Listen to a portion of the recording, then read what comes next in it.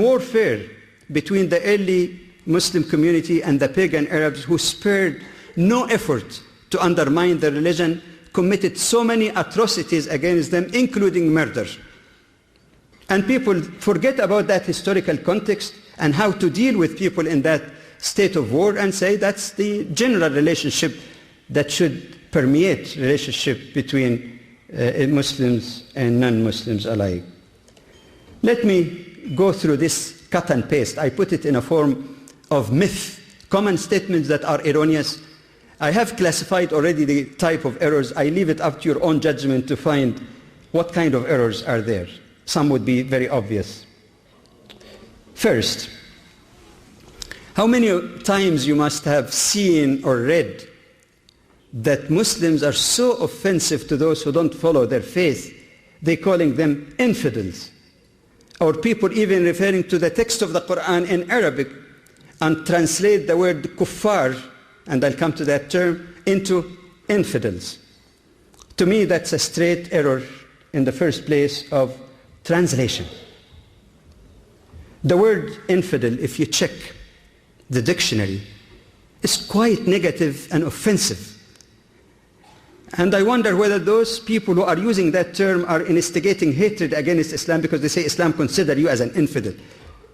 Just go to any dictionary, and sometimes an infidel is described as some who believe in something very weird or strange, or one who does not believe in God even in the first place. This is not the translation of the term kafir.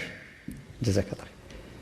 Let me give you an evidence right from the Quran to see again another error, contextual error in this kind of translation. Even though this is enough, to say translation is wrong is enough. But to confirm it further from the Quran, are we to consider Jews and Christians as people who are infidels in a sense that they don't believe in God? That would fly in the face of verse 46 in the Quran in Surah 29, Ankabut, which says it very clearly that when you dialogue with the people of the book, you dialogue in the best and most courteous way. But then it says, وَقُولُوا آمَنَّا بِالَّذِي أُنزِلَ إِلَيْنَا وَأُنزِلَ إِلَيْكُمْ وَإِلَهُنَا وَإِلَهُكُمْ وَاحِدٌ.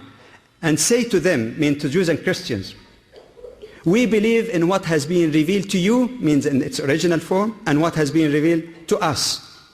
Your Lord and ours is one and the same, and to whom we all submit. Doesn't the Quran tell us that for Jews and Christians, they believe in God? How could they be called infidels? Furthermore, a question that I leave you to research it and find an answer. Do you know who invented the term infidel? Where in the world it was invented? And against whom it was used? You find that Muslims are away from that. It was not Muslims who introduced that term or used it against others. It was used against them. And those who tried to justify the un-Christian, I emphasize, there is no blame on Christ or his noble teaching. Those who abused the name, the good name of Christ, and conducted the crusades were the ones who referred to Muslims as infidels, and to justify arousing the hatred of the masses, they used the term the infidel Muslims. And to the big surprise, when those people came to fight against infidel, they found that they have the purest form of monotheism. But this is how masses sometimes are led by politicians or other institutions. Not all politicians, of course, some politicians. All right. Another second example of cut and paste. All non-Muslims are disbelievers. All right. Is that a correct term to start with? Is there a difference between the term unbeliever and disbeliever? In my humble understanding, an unbeliever is someone who may not be aware of something, so he doesn't believe in it. He's never known or heard, so he is unbeliever. He's not exposed to it. Whereas a disbeliever seems to indicate that someone has been exposed to certain truth or information, and then he deliberately rejected it. And that's why sometimes the Quran uses the term kafaru, verb, in an active verb form. Know something, but reject it. It is truth, but I'm not going to accept it. All right. That distinction then raises another issue. Is it possible that a person who is, from an Islamic perspective, an unbeliever, will be forgiven by Allah? The answer does not come in an opinion. You go to the Quran in Surah Al-Isra, Surah 17, in Ayah 15. وَمَا كُنَّا مُعَذِّبِينَ حَتَّى نَبْعَثَ رَسُولًا. Allah says in the Quran, we will not punish until we have sent a messenger. So a person who was not exposed to the message, did not know about the message, is not to be condemned, and it's not our job to condemn. It is left to God to judge that person in accordance with what he knew about the truth, and whether he rejected it out of pride or whatever, or he didn't know or didn't fully understand it. That's a misplaced eye. Okay. The third one. Okay. Go back to space. Some non-Muslims, some say, all right, admittedly, not all those who did not accept Islam are disbelievers, some are unbelievers, they don't know. But they say, well, but some people have been exposed to the message of Islam. So at least some of them who willingly rejected it and did not accept the final prophet and final scripture as you Muslims understand it, are to be classified as disbeliever according to your own definitions. What do you say about that? But the question here, when you use the term disbeliever, disbeliever in what? Are Jews and Christians disbelievers in God or revelation? The answer was given early in chapter 29 or Surah 29 in the Quran. Do Jews and Christians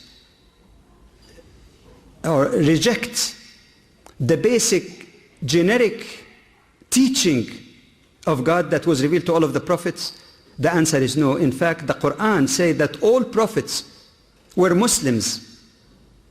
And in fact, the ayah that was recited earlier, وَلَا تَمُوتُنَّ إِلَّا وَأَنْتُمْ مُسْلِمُونَ, don't die except in the state of Islam. Actually, it could also be translated, don't die except in the state of submission to Allah, because that's what the generic meaning of the term Islam means, to achieve peace with God, within oneself, with the creation of God, whether humans, animals, vegetation, or ecology, through submission, willing submission to God.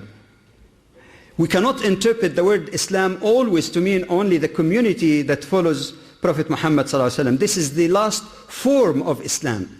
But generic Islam, as the Quran indicates, has been the teaching and message of all of the prophets. We cannot say that people of the book are disbeliever in that core message of God or the basic moral teaching taught by all of the prophets. What are they disbelievers then? What did they disbelieve or reject? They disbelieve in the finality of the mission of Prophet Muhammad and the Quran as the last revelation of Allah. But could that be regarded really as a derogatory term, really, that someone does not disbelieve? Well, every human being believes in something, disbelieves in something based on his own conscience. We are not to hold people accountable here. So even if you say they're disbeliever, all right, theologically, that's fine. But in terms of ultimate consequence for that, it's not up to you or me to mistreat them in this life here. This is the function of God. And let us remember again, those who say, yes, but many Jews and Christians know about Islam and read about Islam. But let me ask you this. How about if they read about Islam from books written by people with an agenda? People who wrote actually to blemish the image of Islam, and they thought with all sincerity that this is the correct knowledge of Islam, this is Professor so-and-so, this is Dr. so-and-so. They didn't realize how erroneous the information is. Who are we to judge